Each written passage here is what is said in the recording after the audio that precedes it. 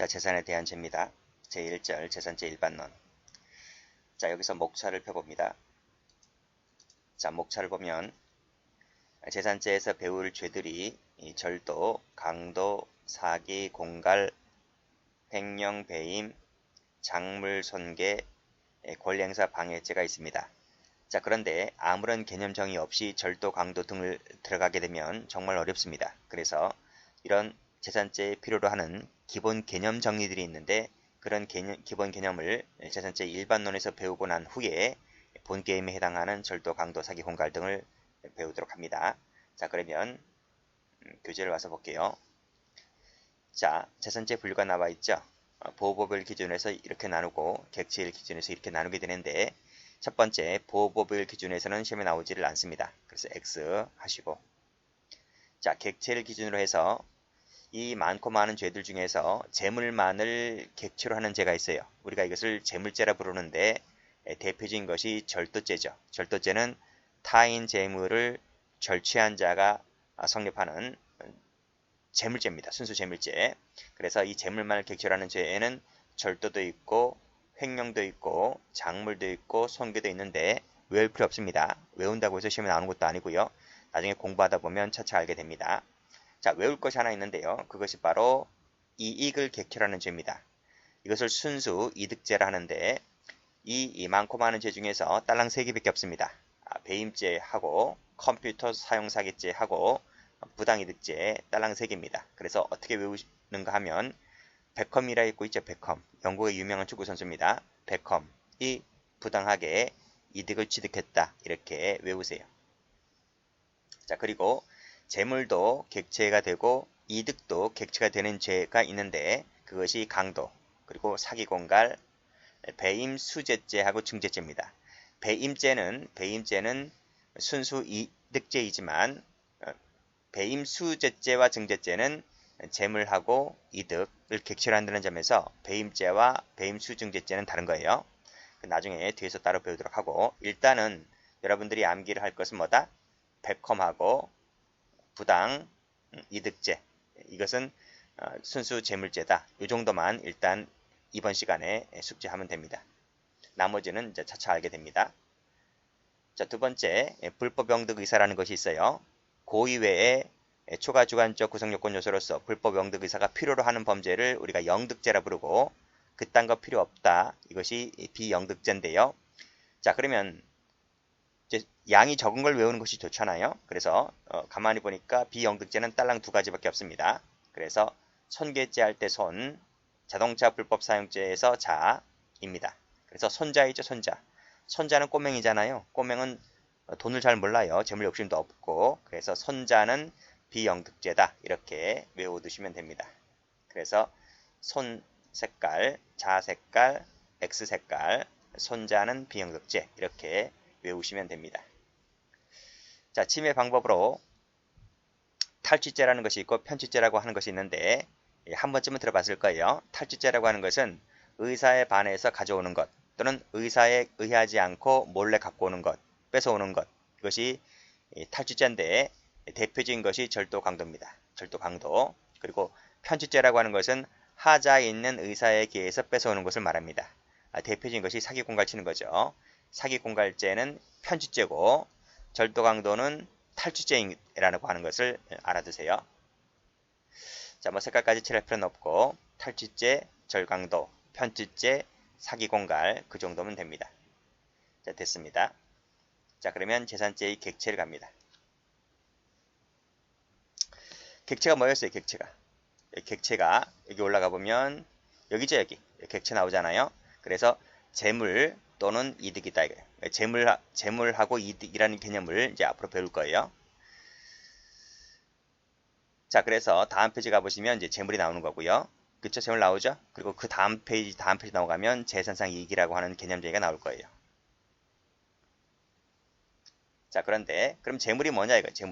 재물이 뭘 갖고 재물이냐라고 하는 거죠. 그래서 이 재물 개념 정의와 관련해서 하나는 유체성설이라고 하는 것이 있고 아니다, 관리 가능성설이라고 하는 개념도 있습니다.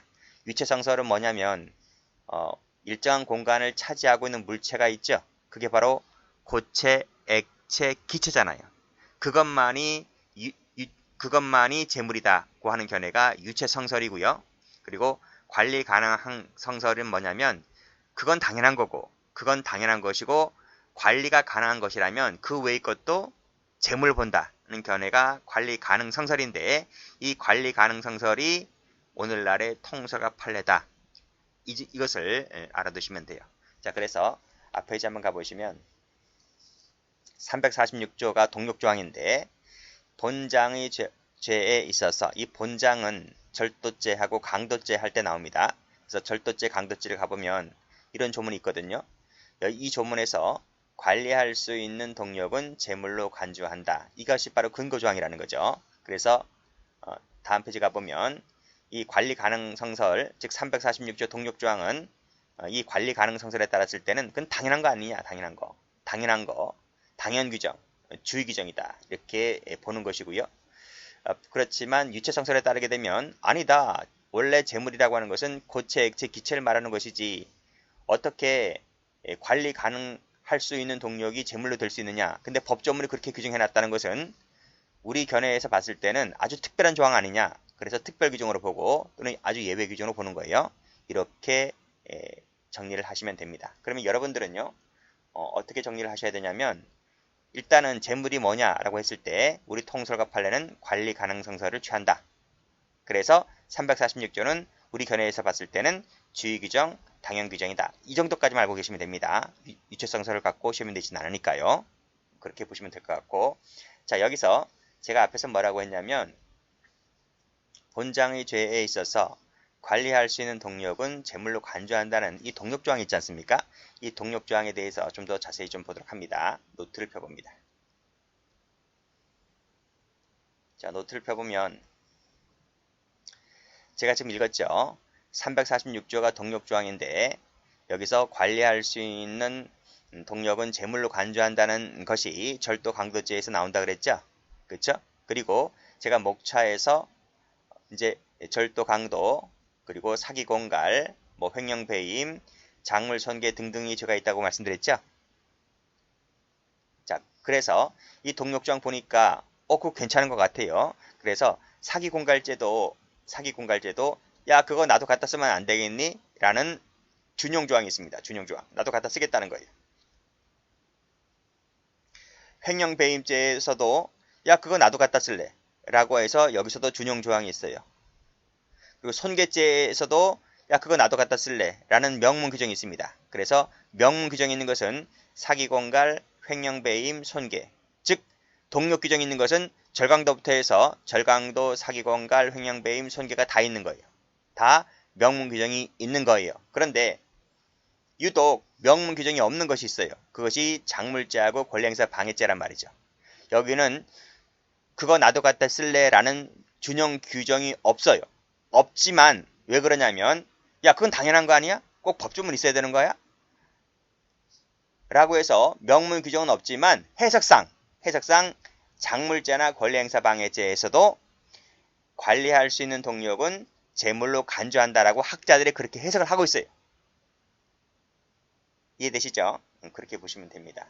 그래서 학설은 뭐라 그러냐면 야 그건 너무나도 당연한 거 아니야? 꼭 명문 규정이 있어야 돼?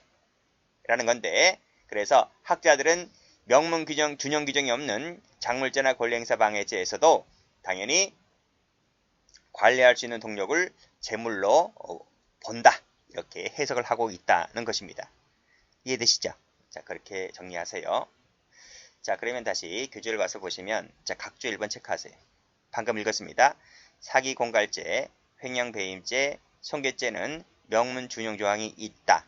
그런데 작물죄, 장 동그라미 치시고 권리행사 방해죄, 권 동그라미 치시고 이 두 개의 경우에는 명문 규정은 없지만 준용 규정은 없지만 해석상 그건 너무나 당연한 것이기 때문에 우리도 관리할 수 있는 동력은 재물로 간주하겠다 하는 것입니다. 근데 기출된 적이 있었죠.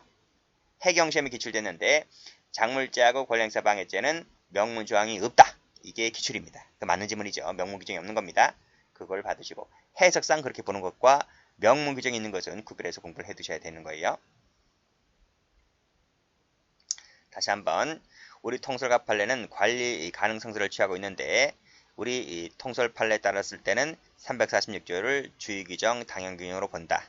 반면에 소수설인 유체성설은 이 조항을 예외규정 특별규정으로 본다. 이렇게 공부를 하시고 이 예외규정 특별규정 주의규정 당연규정을 바꾸면 틀립니다. 그렇게 정리해 두세요.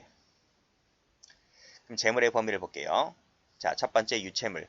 유체물이 재물이라고 하는 것은 어떤 학설도 토를 달지 않습니다. 유체성설이든 관리 가능상설이든 유체물은 당연히 재물이 되는 것이죠. 자, 유체물은 어떤 것이 있다고요? 고체, 액체, 기체가 있다고요. 자, 물체라야 하기 때문에 채권 밑줄 그으시고 X, 권리 밑줄 그으시고 X, 이것은 유체물로 보지를 않습니다. 그렇지만 이러한 권리가 화체, 즉 어음수표 상품권이나 통장에 글씨가 숫자로 이렇게 적혀져 있잖아요. 우리 통장도 보면 통장을 열어보면 금액이 나와 있잖아요. 그것이 화체, 권리가 글자로 숫자로 나타나 있는 것. 이게 화체입니다. 화체로 되어 있는 것은 이것은 유체물이 됩니다. 어음수표 상품권 통장은 유체물이 되는 거죠. 이걸 훔쳐가면 절도가 되는 거예요.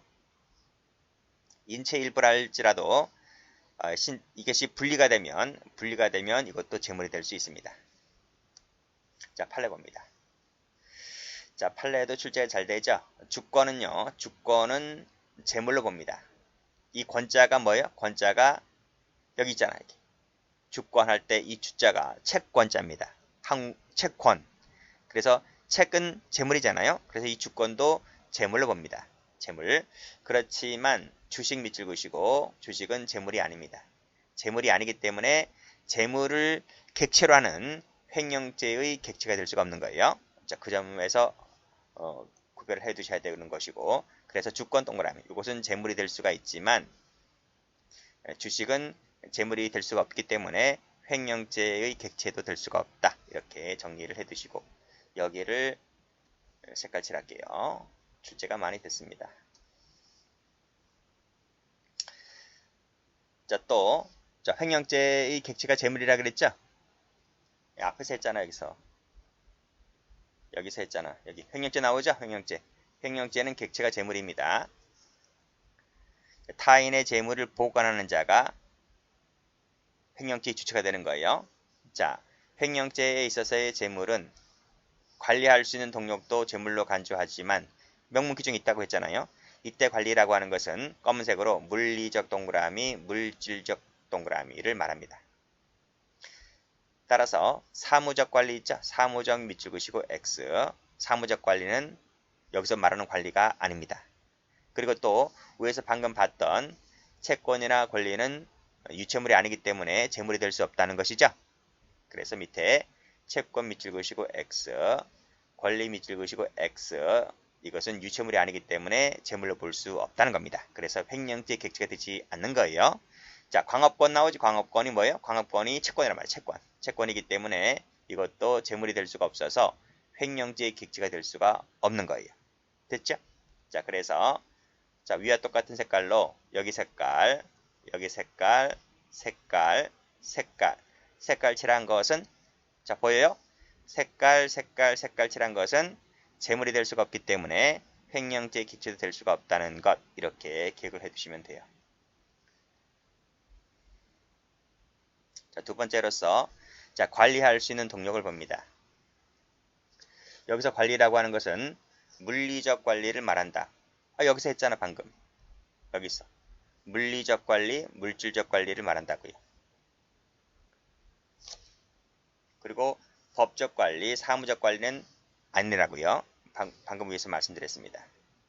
따라서 권리나 전화는 재물이 될 수가 없다. 왜? 이것은 사무적 관리니까. 여기서 권리 안 된다고 말씀드렸지? 여기 권리 안 된다고 말씀드렸잖아. 여기서 말씀드렸잖아. 그렇지? 권리는 사무적 관리이기 때문에 안 되고요. 전파도 마찬가지고 전화도 마찬가지고 안 돼요. 안 됩니다. 요즘 청년들은 전화 스마트폰 세대이기 때문에 옛날 걸 잘 모르죠. 그쵸? 그 옛날에는 그 전화를 걸면 바로 여러분이 받는 것이 아니고 전화 교환원이 있었습니다. 전화 교환원. 그래서 전화 교환원에다가 전화를 하면 그 전화 교환원이 여러분 전화에다가 잭을 연결시켜서 통화를 연결시켜줘요. 그래서 그 전화 교환원이 하는 사무가 사무적 관리인 거예요. 사무적 관리. 사무적 관리라서 이 전화는 제물로 볼 수 없어요. 전화 송수신 기능은 그런 내용입니다. 그 판례가 나올 텐데요. 여기 나오네. 국제 폰팅 사건 나오죠? 여기서 보시면 자, 꺽쇠 1번에서 타인 전화기를 무단 사용했을 때 이 전화 통화를 하는 것, 이 전화 통화가 뭐라고요? 사무적 관리라고. 사무적 관리. 그래서 절도죄의 객체가 되지를 못합니다. 아시겠죠? 자, 볼까요? 갑은 친구방에 새 내어 살고 있었는데 무단 침입하여 통화료 80만원 상당의 국제 통화를 하였다. 절도가 될 수 있을까? 절도가 안 된다니까요. 절도죄 객체는 재물만 된다 그랬지? 재물만 되는데 전화 요금이 나오게 한 것은 사무적 관리를 침해한 것이지 물리적 관리를 침해한 것이 아니라서 절도죄 객체가 되지를 않는다. 그러면 사기죄는 될 수 있을까? 사기죄도 안 돼요. 전화통화는 사기죄도 대상이 되지를 않는다.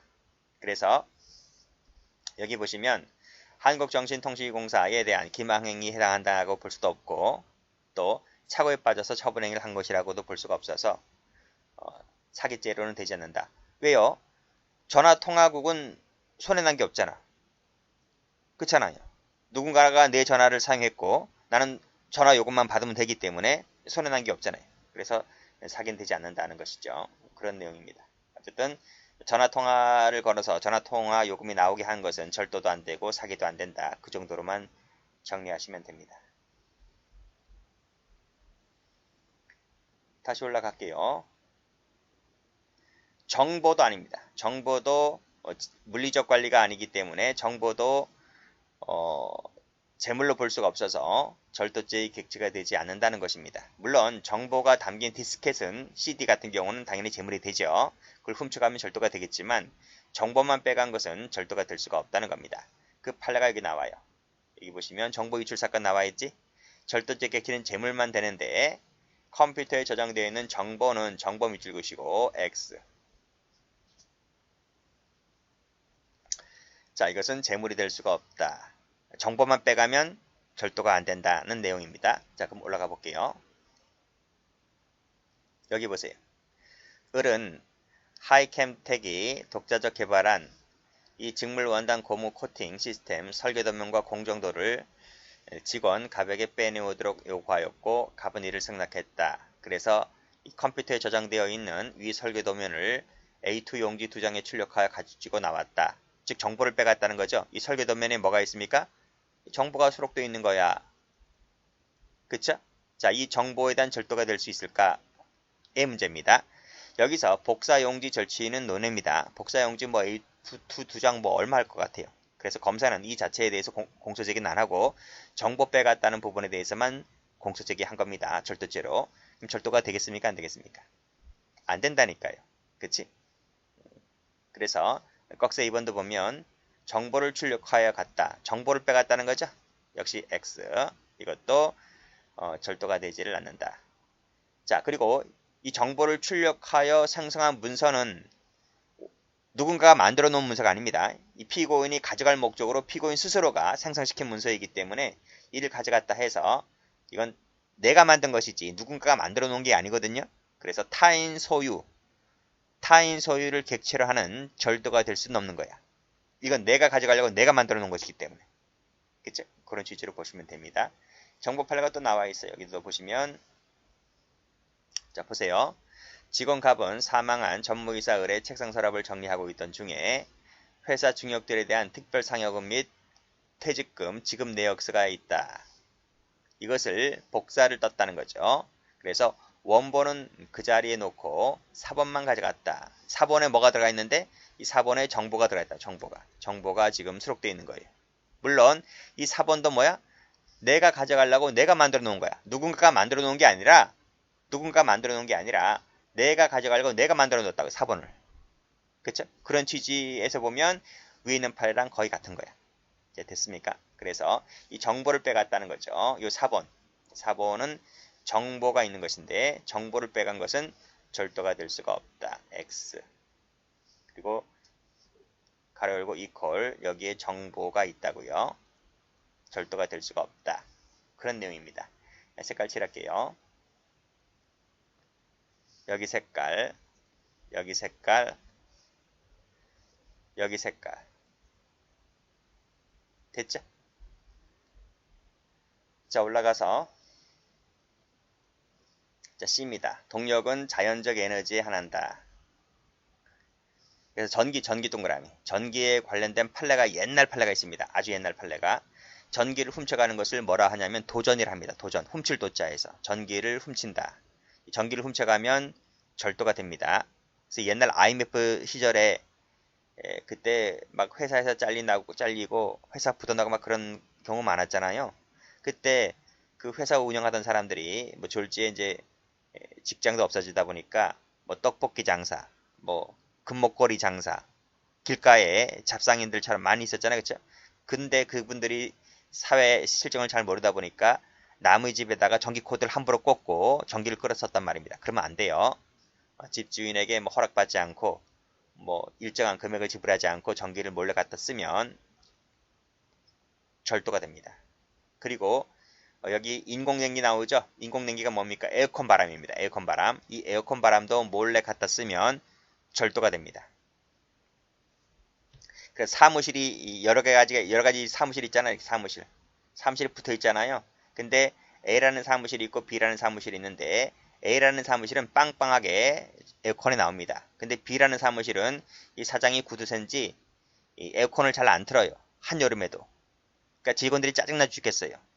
자, 그래서 이 B라는 사무실의 사장이 밤 늦게 몰래 이 천장에다 구멍을 뚫어요. 구멍을 뚫어서 에어컨 바람을 빼내려고. 그쵸? 그래서 구멍을 뚫어가지고 그 다음날 A라는 회사가 에어컨을 틀었을 때 그 에어컨 바람이 이제 B라는 사무실로 넘어가는 거죠. 그쵸? 그랬을 때는 이것이 에어컨 바람을 몰래 갖다 썼기 때문에 이것도 절도가 될 수 있다는 그런 내용입니다. 그래서 전기 갖다 쓰거나 에어컨 바람 갖다 쓰거나 그러면 절도가 되는 거예요. 나머지는 됐고요. 쭉 내려옵니다. 여기까지 다 했죠? 다 했어요.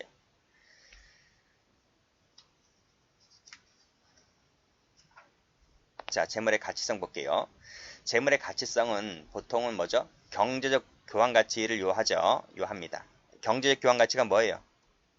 돈 같이 나가는 거. 그러면 재물로 볼 수 있는 것이죠. 여러분 핸드폰 얼마 주고 샀어요?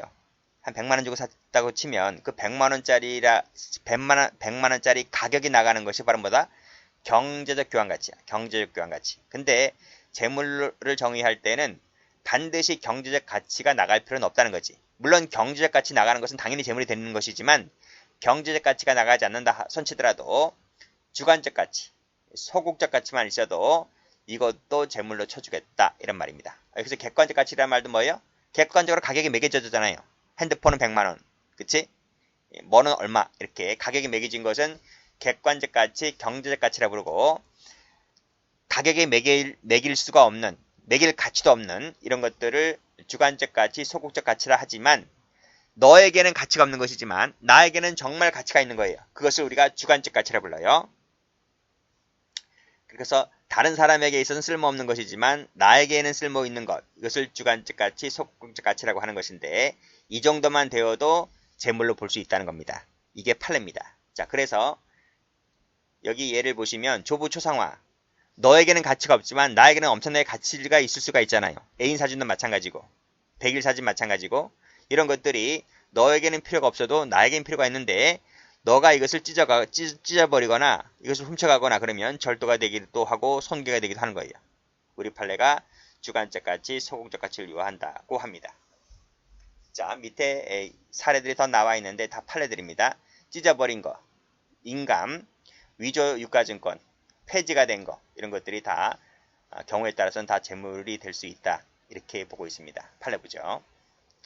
자, 밑에 재물이 나와 있지? 재물 개념적이 나와 있지?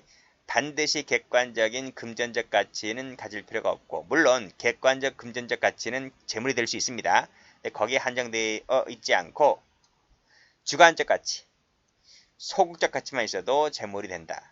그치?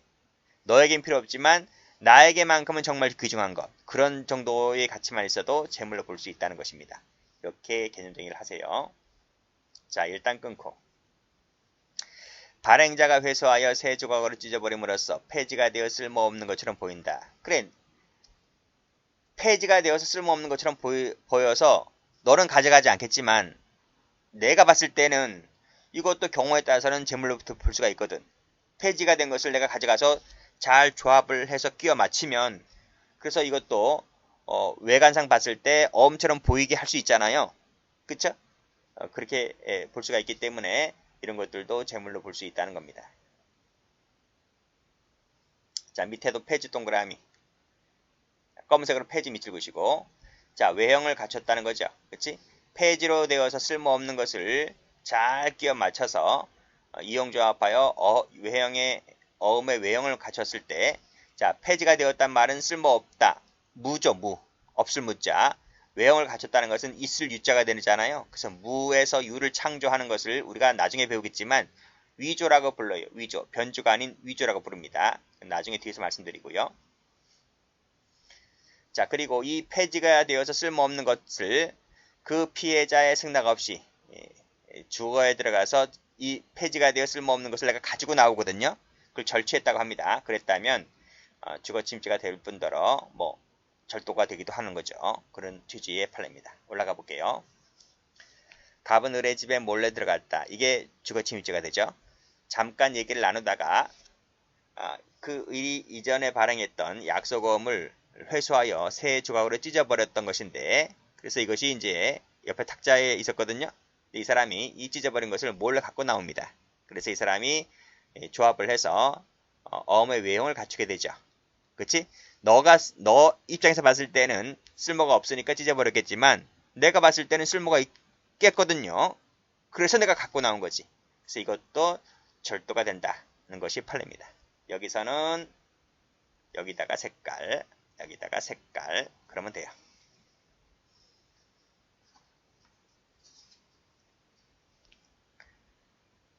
자, 그럼 판례를 좀 더 볼게요. 여기 보시면 똑같아요. 폐지 동그라미, 신문기일 소환장, 소환장 동그라미. 이것도 너에게는 귀중하지만 딴 사람에게는 하등 쓸모 가치가 없어요. 그치? 근데 이것을 내가 이 사람 몰래 찢어보거나 가져가거나 그러면 절도가 되거나 성계가 되기도 합니다.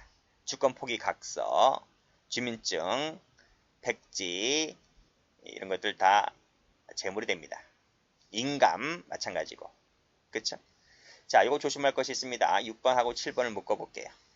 여기서 보시면 사본들 복사본인 것인데, 이 사본들 복사본을 왜 제가 묶으라고 했냐면, 앞페이지 다시 한번 가보세요. 여기랑 비교하셔야 돼요. 여기도 사본이잖아요. 그치? 사본은 근데 제가 X 껐잖아요. 왜 사본은 절도죄가 안 되지? 이 사본은 누군가가 만들어 놓은 것이 아니라 내가 가져가려고 내가 만들어 놓은 거예요. 여기도 마찬가지예요. 여기 정보를 출력해 놓은 문서가 있는데 이 문서는 누군가가 만들어 놓은 것이 아니라 내가 가져가려고 내가 만들어 놓은 거란 말이죠. 그쵸? 그래서 이것이 절도가 안 되는 거예요. 그렇지만 지금 보는 판례들은 여기 이 판례 있죠. 사실상 퇴거하면서 승낙 없이 가지고 간 매매계약서 사본들, 원주주 명부 복사하여 놓은 복사본인데 이건 내가 만들어 놓은 게 아닌가요? 누군가가 만들어 놓은 거예요. 누군가가 만들어 놓은 것을 내가 가져갔을 뿐이에요. 이것은 절도가 되는 거예요. 이해되시죠? 그렇게 보시면 됩니다. 각각 시험에 나온 적도 있습니다. 자, 9번 가볼게요. 자, 이 서류는 어떤 거였냐면 이미 공개된 것이었어요. 또 회사에서 무료로 배부해 주던 것이었고, 또 직원들이 사본하여 사물처럼 사용해 왔던 것이지만 국내에서 쉽게 구할 수 있는 것도 아니었고요. 직원들이 업무 수행을 위해서 필요한 경우에만 사용이 되었었던 것이 업무 수행을 위해서 필요한 경우에만 사용해 왔던 것을 함부로 가져가면 나가면 돼요, 안 돼요? 안 돼요. 안 된단 말이에요. 이것을 함부로 가져나가면 절도가 된다는 것이 판례입니다. 자, 그런 내용의 판례 보고 이 9번을 체크하세요. 9번은 좀 공부를 안 해두면 절도가 안 된다 이렇게 볼 수가 있기 때문에 공부를 하셔가지고 다른 판례들은 쉽지만 이 판례는 공부를 하신 분들만이 풀 수가 있는 부분이라서 좀 조심스럽게 보시면 돼요. 됐어요?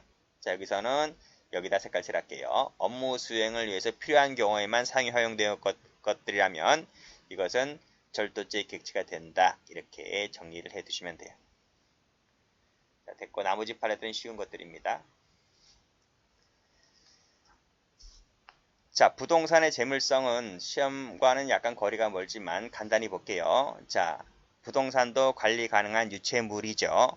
그래서 이 부동산은 사기 공갈죄, 횡령죄의 객체가 될 수 있어요. 그렇지만 이전이 불가능하기 때문에 절도나 강도의 객체는 되지 않는다라고 보는 것이 다수설입니다. 물론 이제 부동산 중에서 분리가 되었다면 당연히 이제 절도죄가 될 수가 있겠죠. 그렇지? 그러니까 우리 그 토지잖아요. 여기 토지라고 한다면 땅이잖아요. 여기 나무가 있잖아요. 나무가 있는데 나무가 땅에 고착되어 있다면 이것도 부동산의 일부로 간주를 하잖아요. 근데 이 나무를 파헤친다는 거예요. 이렇게 나무를 파헤치게 되면 이 나무가 부동산에서 분리가 되잖아요. 그랬다면 이 나무를 고가의 나무를 훔쳐가면 절도가 될 수 있다는 얘기입니다. 그렇게 보시면 돼요. 그런 취지입니다. 여기까지 합니다.